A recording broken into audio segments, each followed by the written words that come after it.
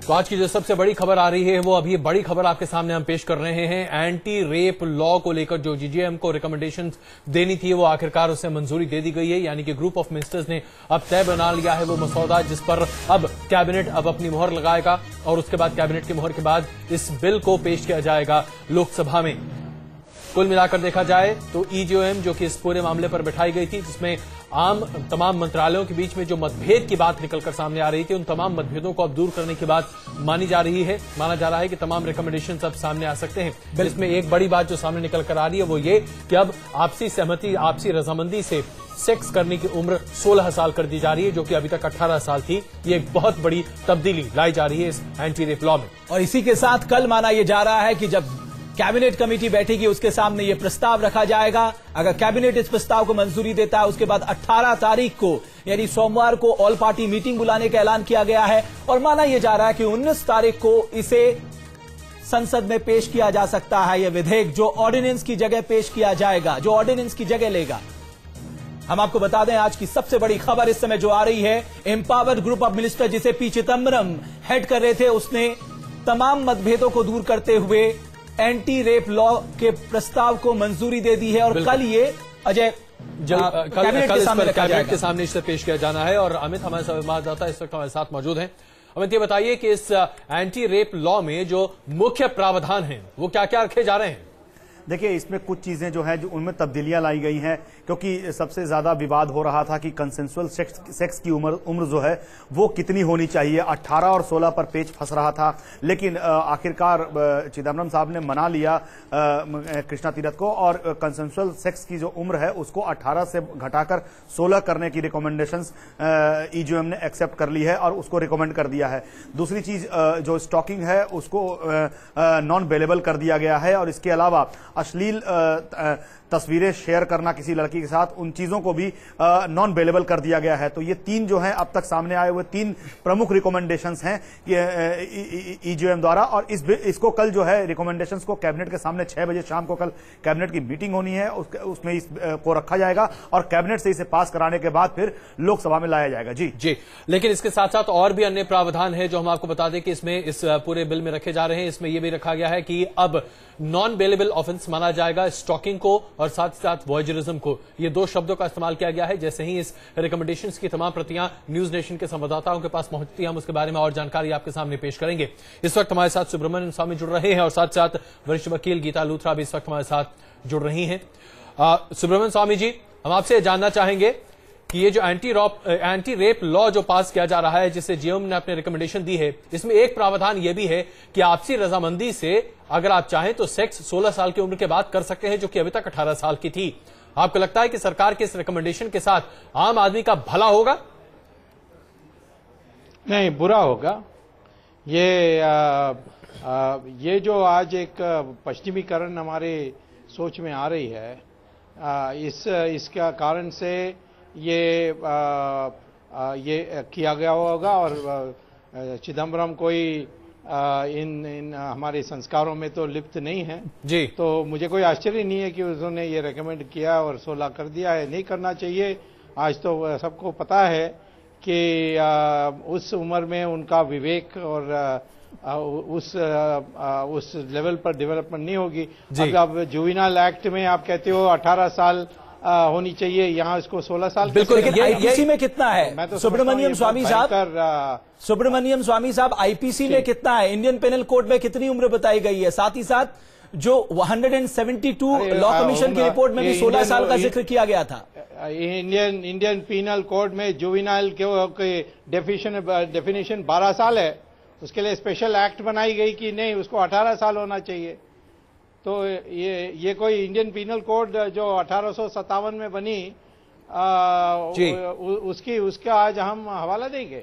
बिल्कुल गीता लूथरा जी, हम आपसे ये जानना चाहेंगे, जुवेनाइल एक्ट में एक जुवेनाइल की उम्र 18 साल से कम मानी जाती है और आपसी सहमति से, आपसी रजामंदी से सेक्स करने के लिए 16 साल की उम्र रखी जाती है। कानूनी तौर पर क्या इन दोनों के बीच में अंतर्विरोध नहीं लगता आपको? नहीं, बिल्कुल विरोध नहीं है। और एक बात मैं आपसे पहले बता दूं कि जो 3 फरवरी को जो ऑर्डिनेंस आई थी उसमें पहली बार उम्र को 18 किया गया था।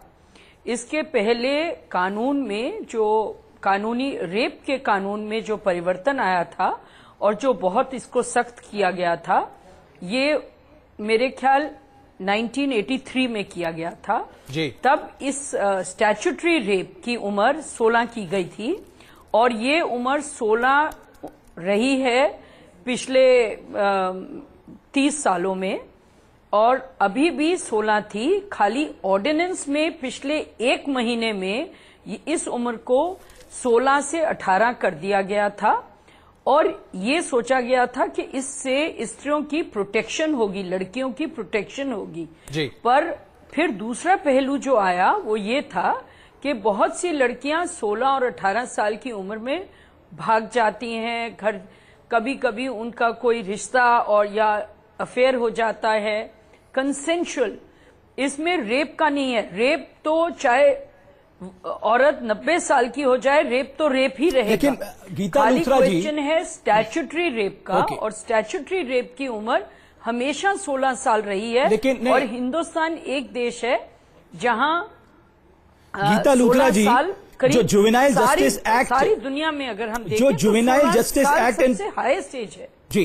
गीता लूथरा जी, जो जुवेनाइल जस्टिस एक्ट है और दूसरा जो protection of children against sexual crime act है, इसमें तो 18 साल नहीं थे एज। देखिए, जुवेनाइल जस्टिस एक्ट ये कहती है कि अगर कोई लड़का लड़की कोई ऑफेंस करें तो उनको प्रोटेक्शन मिलेगी जी। ये एक्ट भी यही कह रहा है जो जुवेनाइल जस्टिस एक्ट कह रहा है कि अगर वो कंसेंशुअल सेक्स करें 16 साल की उम्र से ज्यादा में तो उसको लड़के को जेल नहीं भेज दिया जाएगा जी। अगर वो कंसेंशुअल है। अगर कंसेंशुअल नहीं है तो वो हमेशा रेप रहेगा, चाहे 16, चाहे 18, चाहे 20, चाहे 22। बिल्कुल बिल्कुल तो गीता जी, इसमें कोई दो राय नहीं। माफ कीजिए, मैं आपको बीच में रोक रहा हूं। इसमें कोई दो राय नहीं है कि अगर कंसेंशुअल नहीं है तो रेप है और उसके लिए तमाम प्रावधान बनाए गए हैं। हालांकि इस पूरे मामले पर अभी कुछ और पहलू सामने आ रहे हैं, उस पर भी हम चर्चा करेंगे। लेकिन इस बीच अपने दर्शकों को हम ये रिपोर्ट दिखाना चाहते हैं जिसमें हम दरअसल ये स्थापित करना चाहते हैं कि तमाम विपक्षी दल और तमाम समाज के धड़े कहीं ना कहीं सरकार की इस पहल पर शक की नजर से देख रहे हैं। विपक्ष इसे एक अपना रास्ता देखना चाहता है और साथ साथ विपक्ष को ऐसा मानना है कि सरकार दरअसल इस एंटी रेप लॉ को जल्दबाजी में लाना चाहती है, क्योंकि अगर ऐसा नहीं हुआ तो शायद सरकार के वायदों पर, जो वायदे सरकार ने 16 दिसंबर के बाद किए थे, उन वायदों पर खलल पड़ेगा और शायद सरकार की मंशा सिर्फ यह है कि एंटी रेप लॉ पेश कर दिया जाए, उसके बाद जो होना है देखा जाए। पहले ये रिपोर्ट देखिए, फिर चर्चा आगे बढ़ाते हैं। क्या लटक जाएगा एंटी रेप बिल? क्या महिला आरक्षण बिल जैसा होगा हश्र? क्या सरकार की नीयत साफ नहीं? 16 दिसंबर 2012 के बाद देश भर में महिलाओं को इंसाफ देने की मांग तेज हुई तो सरकार ने भी आनन फानन में जस्टिस वर्मा कमेटी का ऐलान कर दिया। जस्टिस वर्मा को 1 महीने की डेडलाइन दी गई थी, लेकिन उन्होंने 23 जनवरी को ही सरकार को अपनी रिपोर्ट सौंप दी। इसके बाद 3 फरवरी को कुछ सिफारिशों पर अमल करते हुए सरकार ने ऑर्डिनेंस भी पेश कर दिया। 3 फरवरी के बाद सरकार को 22 मार्च तक इसे कानूनी अमली जामा पहनाना था, लेकिन संसद में बिल कानून में बदल पाए ये कैबिनेट से आगे ही नहीं बढ़ पा रहा है। विपक्ष के एतराजों से बेखबर सरकार अपने ही हमलों से नहीं बच पा रही है। देखिए, भारत सरकार के कई मंत्रालय इस बिल को लेकर आपस में लड़ रहे थे, जिसमें देरी हुई। ये बलात्कारियों के खिलाफ सख्त कानून बनाने में कांग्रेसियों को आपस में मंत्रालय के नाम पर लड़ने का अधिकार नहीं है, क्योंकि इसमें 1 मिनट की भी देरी बहुत बड़ी मानी जाएगी। 22 मार्च को संसद का सेशन भी खत्म हो रहा है, जबकि कानून लाने की समय सीमा 6 हफ्ते यानी 4 अप्रैल को खत्म हो रही है। लेकिन जिस तरह इस पर किचकिच है, उसे देखते हुए ऐसा लग रहा है कि कहीं इसका हश्र भी महिला आरक्षण बिल की तरह तो नहीं हो जाएगा।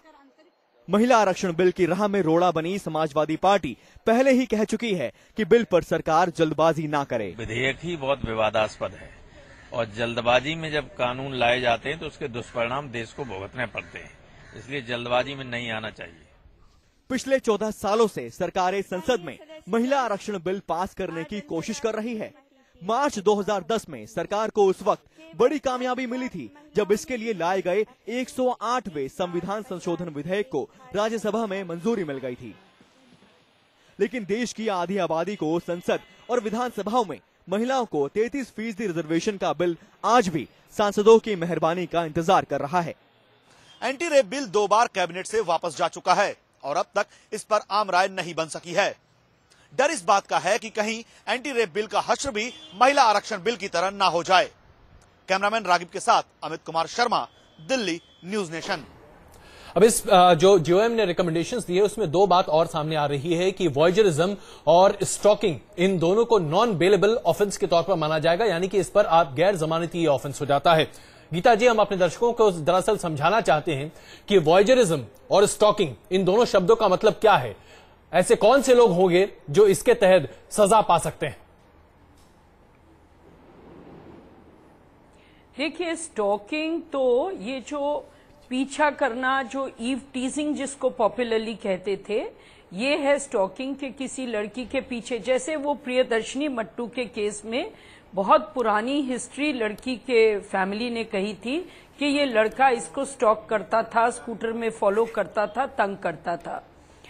इसको तो स्टॉकिंग की परिभाषा। जहां वॉयरिज्म है, वॉयरिज्म एक और मुश्किल परिभाषा है, क्योंकि हम एक तरफ से ये कह रहे हैं कि किसी को बुरी नजर से देखना, किसी को इस तरह से देखना कि आप गलत नजर से देख रहे हैं, उसको भी एक क्रिमिनल ऑफेंस बना दिया गया है।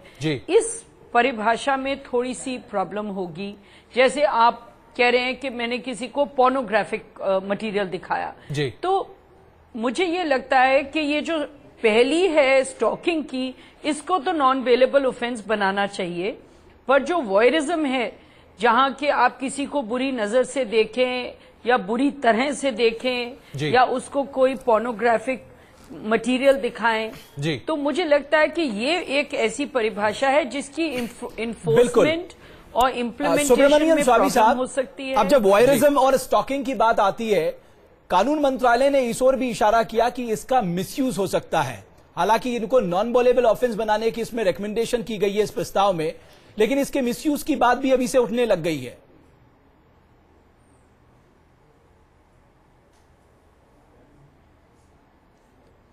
सुब्रमण्यम स्वामी साहब, मेरी आवाज आप तक आ रही है? आ रही है। मुझे नहीं पता था जी।